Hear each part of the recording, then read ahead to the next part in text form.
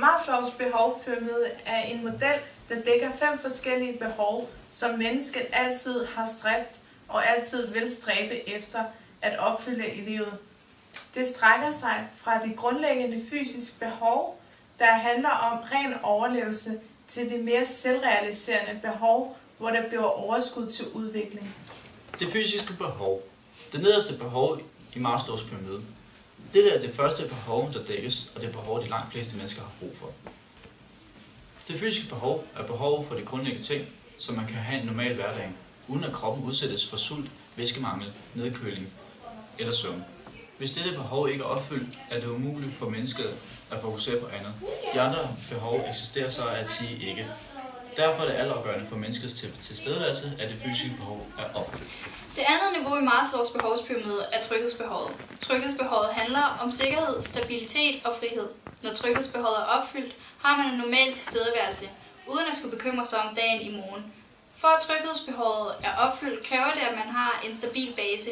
I denne aldersgruppe er det ting såsom forældre, bopæl og familie. Kærlighed og tilhør. Når de 2 basale behov er opfyldt, skal det sociale behov opfyldes.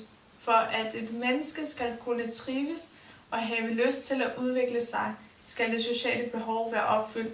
Det sociale behov er det vigtigste behov, når vi taler udvikling og personlighed og glæde.